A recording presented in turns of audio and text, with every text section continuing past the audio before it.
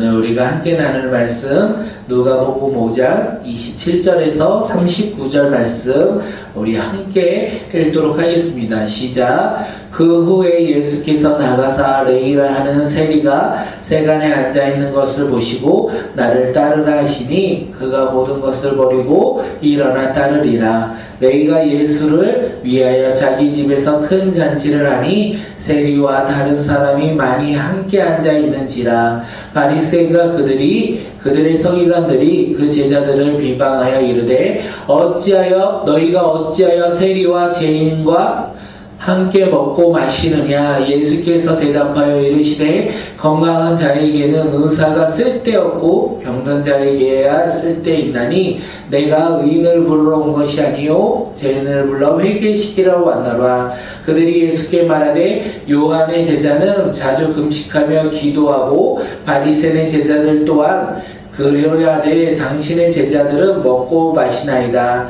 예수께서 그들에게 이르시되 혼인집 손님들이 신랑과 함께 있을 때 너희가 그 손님으로 금식하게 할 수 있느냐. 그러나 그날에 이르러 그들이 신랑을 빼앗기리니 그날에는 금식할 것이니라.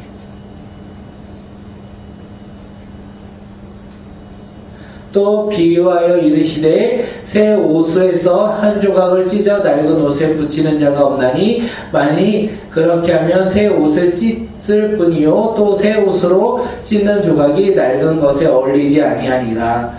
새 포도주를 낡은 가죽 부대에 넣는 자가 없나니 만일 그렇게 하면 새 포도주가 부대를 퍼뜨려 포도주가 쏟아지고 부대도 못 쓰게 되니라. 새 포도주는 새 부대에 넣어야 할 것이니라.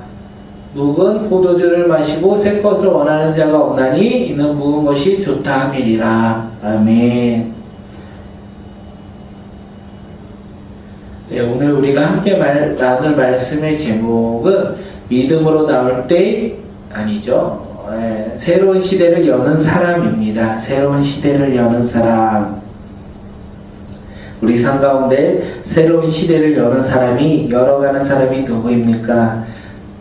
새로운 사람, 예수 그리스도를 믿는 사람이 새로운 시대를 열어가는 사람이 아닐까 생각되어집니다. 오늘 말씀을 통하여 우리가 예수 그리스도를 믿음으로 인하여 새로운 시대를 열어가는 사람이 오늘 저와 우리 사랑하는 성도님들의 삶이 되시길 또한 우리가 되길 기대하며 우리 말씀 나누도록 하겠습니다. 예수님은요 어제 보니까 나병에 걸린 사람을 치유해 주셨어요. 그리고 중풍병에 걸린 사람도 치유해 주셨어요. 그런데 그들을 치유해 주신 목적이 무엇입니까? 이유가 무엇입니까? 예수님께서 수많은 사람들 가운데 이 나병에 걸린 사람, 중풍병에 걸린 사람을 치유해 주신 이유가 무엇입니까? 그들이 불쌍하고 가여워서 그들을 고쳐주셨습니까? 그렇지가 않다라는 거예요. 나병에 걸린 사람은 자신의 삶의 모든 소망을 예수님께 두었고 자신을 고칠 수 있는 분은 오직 예수님밖에 없다라는 믿음을 가졌어요. 그 믿음으로 예수님께 나옴으로 말미암아 예수님은 그의 믿음을 보시고 그를 치유해 주셨다는 거예요. 또한 중풍병에 걸린 사람은요 자신의 믿음이 아니었어요. 오히려 믿음의 사람들 때문에 그가 치유되었다는 거예요. 중풍병으로 인하여 그는 침상에 누워있어야만 했습니다. 자신의 믿음을 가지고 예수님께 나올 수도 없었어요. 그런데 그의 주변의 사람들, 믿음의 사람들이 환경의 어려움 속에서도 포기하지 아니하고 침상을 메고 나오면서 예수님 앞에 나아갔다는 거예요. 그리고 그 환경을 이겨내고 예수님 앞에 이 중풍병에 걸린 사람을 데려감으로 말미암아 예수님이 뭐라고 하십니까? 그들의 믿음을 보시고 중풍병자의 믿음이 아니라 그를 데리고 온 사람들의 믿음을 보시고 그를 치유해 주셨다는 거예요. 예수님을 믿고 나아가면 치유가 일어난다는 거예요. 예수님을 믿고 예수님 앞에 나아간다면 삶의 회복이 시작된다는 거예요. 예수님을 믿고 믿음으로 나아가 기도한다면 주님께서 분명 우리 가운데 기도에 응답을 해주신다는 거예요. 예수님을 믿으며 예수님 앞에 나아간다면 우리가 구원을 얻는다는 거예요. 우리가 그 예수님을 바라보며 우리 삶 가운데 치유와 회복이 일어나는 믿음의 자녀들이 되시길 바라겠습니다. 우리가 예수님을 믿으며 주님 앞에 기도할 때 기도의 응답이 날마다 차고 넘쳐나는 믿음의 자녀들이 되시기를 바라겠습니다. 예수님을 우리가 믿음으로 말미암아 우리가 구원을 얻고 이 세상의 소망이 아니라 하나님의 나라의 소망을 가지고 오늘 하루를 살아가는 믿음의 자녀들이 되시길 바라겠습니다. 예수님이 그것을 선포하셨고 그 기적을 보여주셨어요. 그리고 그 이유가 바로 오늘 본문의 말씀입니다. 예수님은요, 레이라는 세리가 세간에 앉아있는 것을 보리고 무엇이라고 말씀하십니까? 나를 따르라. 이렇게 말씀하셨어요. 내가 예수님의 부르심에 나를 따르라 이 부르심에 레이는 어떻게 반응합니까? 무슨 소리야? 나와 상관없네. 나는 세간으로서 세간에 앉아서 세리로서 나의 일에 충실하면 돼 이렇게 생각하고 반응하며 나아갔던 것이 아닙니다. 그가 어떻게 반응했는지 함께 28절 말씀 읽겠습니다. 그가 모든 것을 버리고 따르니라. 세리는 모든 것을 버리고 예수님을 따라갔다라는 거예요. 세리는 자신의 모든 것을 버리고 그 자리에서 일어나 예수님을 따랐습니다. 세리라는 직업을 버리고 예수님을 따랐다라는 거예요. 생각해보면 예수님이 베드로와 야고보와 요한을 5장 1절에서 11절까지 부르실 때 그들도 어떻게 합니까? 예수님이 나를 따르라 할 때 모든 것을 버리고 예수님을 따라갔더라. 모든 것을 버리고 예수님을 따라갔더라. 지금 레이도 마찬가지입니다. 모든 것을 버리고 일어나 예수님을 따라갔다는 거예요. 자신의 삶과 자신의 가졌던 소망을, 삶의 기준들, 삶의 가치관들을 모두 버려두고 예수님을 따라갔다라고 오늘 본문에서 이야기하고 있습니다. 사랑하는 성도님들, 오늘 우리도 예수님의 제자들처럼 예수님을 만났고 그리고 예수님을 믿음으로 그리고 예수님의 말씀을 지켜 오늘까지 우리가 살아가고 있는 것은 아닙니까? 그런데 우리가 한번 생각해 보아야 될 것은 무엇이냐면 내가 예수님을 만났고 예수님의 부르심에 내가 응답하여 믿음으로 지금까지 살았는데 우리는 우리의 모든 것을 버리고 우리의 삶의 자리에서 일어나 예수님을 따르셨는지 아니면 내 것은 내가 가지고 있는 채 예수님을 따르셨는지 우리가 돌이켜 보면 좋을 것 같습니다. 내가 예수님을 만났고 예수님이 나를 따르라 부르심에 내가 아멘하며 순종하여 이때까지 살았는데 그 삶의 모습 가운데 내가 나의 모든 것을 버리고 예수님을 따랐는지 아니면 나의 것을 들고 예수님을 따라가며 순종하며 살아가고 있는지 우리가 돌아보시면 좋을 것 같습니다. 예수님의 제자는요, 비록 눈에 보이는 것이 아무것도 없을지라도 예수님의 말씀을 듣고 믿음으로 자신의 것을 내려놓고 예수님만 따르는 사람이 진짜 예수님의 제자라는 거예요. 나의 것을 꽉 잡고 나의 것을 포기하지 아니하고 예수님을 따르고자 한다면 그것은 어쩌면 예수님이 부르시는 제자의 모습이 아닐 수도 있다. 우리는 그렇게 봅니다. 예수님의 따르는 제자, 예수님의 말씀을 듣고 나의 것을, 내가 가지고 있는 소망을, 기준을, 가치관을, 내 삶의 주인 되었던 나의 모습을 내려놓고 그것을 내려놓고 예수님을 따르는 것이 진짜 예수님의 제자가 아닐까 생각되어집니다. 오늘 우리 모두 예수님의 제자로서 우리가 믿음 가운데 순종하며 나의 것을 내려놓는 자들, 오늘 이 시간 나의 것을 내려놓고 다시 한번 예수님의 부르심의 믿음으로 순종하며 살아가는 자들이 되었으면 좋겠습니다. 아마 우리가 예수님을 만났을 때는 그랬을 거예요. 우리가 예수님을 만나고 내가 예수님의 제자지, 내가 예수님으로 말미암아 구원받은 백성이지 라고 고백했던 그때는 진짜 나의 모든 것을 내려놓고 우리가 주님만을 바라보며 주님만으로 인하여 기뻐하며 나아가지 않았을까 생각되어집니다. 그런데 시간이 지나면 지나갈수록 우리 삶 가운데 또다시 내가 주인 되고 나의 삶에 기준이 생기고 나의 삶의 다양한 모습들로 인하여 책임질 것도 생긴다면 우리는 예수님을 따르기보다 어찌 보면 나의 것을 조금씩 더 채워갔던 모습 또한 우리의 모습이 아닐까 생각되어집니다. 사랑하는 성도님들, 오늘 회복이 일어나는 놀라운 역사가 일어나길 바라겠습니다. 오늘 우리 삶 가운데 예수님의 제자로서 회복되기를 원합니다. 나의 것을 내려놓고 예수님의 말씀에 따라 예수님을 따르는 삶, 그때 하나님께서 놀랍게 채워주시는 것을 다시 한번 누리며 살아가는 믿음의 자녀들, 그 회복이 오늘 이 시간 다시 한번 일어나길 바라고 우리가 주님을 더욱더 바라보며 주님의 제자로서 오늘을 살아가는 믿음의 제자들이 되시길 바라겠습니다. 레이는 자신의 것을 버리고 예수님을 따르는 것에 너무 기뻤습니다. 그래서 자신의 집에서 큰 잔치를 베풀었다는 거예요. 예수님과 제자들을 모시고 자신의 집에서 큰 잔치를 베풀었는데 그때 누가 함께합니까? 세리와 많은 사람들이 참여해, 많은 지인들이 참여해 함께 기뻐했다라는 거예요. 그들은 예수님을 만났고 예수님의 부르심에 기뻐하며 함께 기뻐하며 나아갔다는 거예요. 그런데 그 모습을 보고 비방하는 사람들도 있어요. 예수님께서 말씀하시고 제자로 부르실 때 자신의 것을 내려놓고 기뻐하는 무리가 있는 반면 그 무리를 보고 비방하는 사람들이 있었다는 거예요. 우리 30절 함께 말씀 읽겠습니다. 바리새인과 그들의 서기관들이 그 제자들을 비방하여 이르되 너희가 어찌하여 세리와 죄인과 함께 먹고 마시느냐. 바리새인과 서기관들이 지금 예수님과 예수님의 제자들을 비방하고 있다는 거예요. 그들을 볼 때는 절대로 해서는 안 될 일을 지금 예수님이 하셨어요. 자신들이 왔을 때 함께 교제하면 되지 않고 상대하지 않아야 할 이 부정한 사람들과 지금 예수님이 함께 먹고 마시고 있는 거예요. 함께 먹고 마시고 있는 것이기에 그들이 지금 비방하고 있습니다.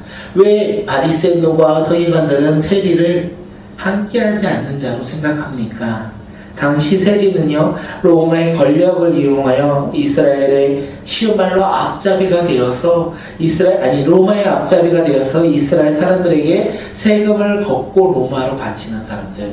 그런데 세금을 더 많이 걷어서 자신들의 이득을 채운 사람들이 바로 세리였기 때문에 그렇습니다. 그런데 지금 하나님의 아들이다, 내가 하나님과 하나님의 아들이다 이렇게 말씀하셨던 그 예수님이 누구와 함께 먹고 마십니까? 바로 세리와 죄인들과 함께 먹고 마시고 있는 거예요.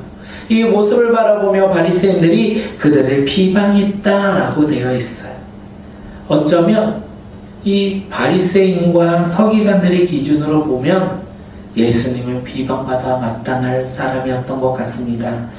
바리새인과 서기관들은요, 자신들은 매우 경건한 사람들이었어요.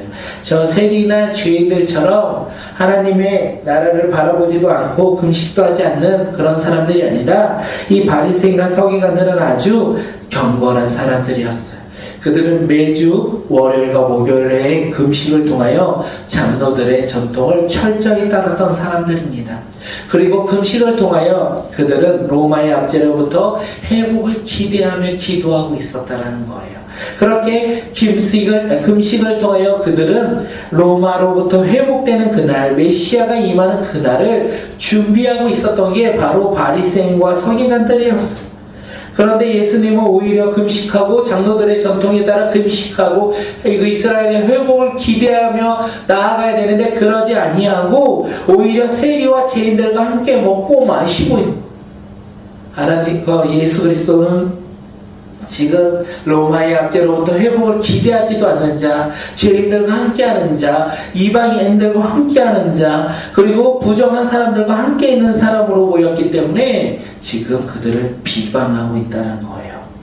이때 예수님이 말씀하십니다. 건강한 자에게는 의사가 쓸데없고 병든 자에게는 필요하다. 이렇게 말씀하시고 예수님이요, 누구를 부르러 오셨는지, 구원은 누구에게 임하였는지 말씀하십니다. 함께 우리 32절 말씀 읽겠습니다. 내가 의인을 부르러 온 것이 아니요 죄인을 불러 회개시키러 왔노라. 예수님은 말씀하셨어요. 내가 의인을 부르러 온 것이 아니라 죄인을 부르러 왔다. 바리새인과 서기관들은 예수님이 세리와 죄인들과 함께 이 잔치에 있는 것을 비방할 때 예수님이 말씀하셨어요. 건강한 자가 아니라 나는 병든 자를 위해서 왔다. 이렇게 말씀하신 거예요. 의인을 부르러 온 것이 아니라 죄인을 불러 회개시키러 왔다. 이렇게 말씀하고 있습니다. 예수님은 의인이 아니라 죄인을 불러 회개시키러 왔다. 이렇게 말씀하셨어요.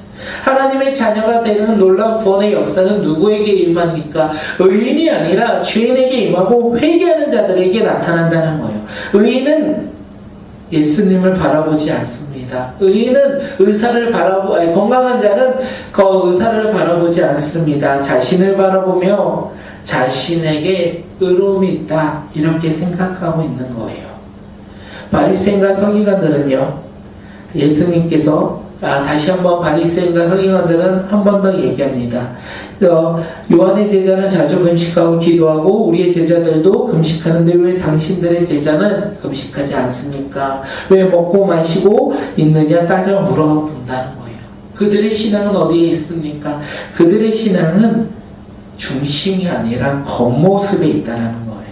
중심이 아닌 겉모습의 신앙이 있기 때문에 금식을 통하여 보이는 것에 그들은 그 경건한 모습이다. 이렇게 이야기하고 있습니다. 예수님은 그들의 신앙을 보시고 그들의 겉모습의 신앙을 보시고 그들이 알지 못하는 새로운 시대를 선포하세요. 우리 38절 함께 보도록 하겠습니다. 새 포도주는 새 부대에 넣어야 할 것이니라. 예수님은 새로운 시대를 말씀하셨어요.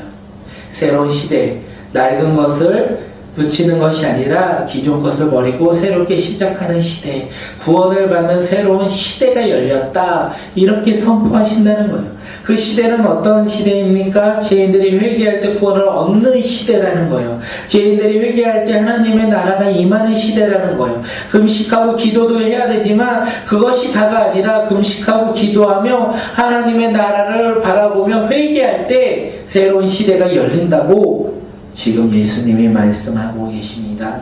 새로운 시대가 열렸습니다. 죄인들의 회개함으로 말미암아 구원을 얻는 시대, 스스로가 의인되어 스스로가 내가 선민의식을 가지고 우리가 구원받았다라고 외치는 기존의 낡은 시대가 아니라 예수님은 새로운 시대를 선포하셨어요. 예수 그리스도를 믿음으로 말미암아 회개하고 제사함받아 구원받는 새로운 시대를 지금 선포하고 계신다는 거예요.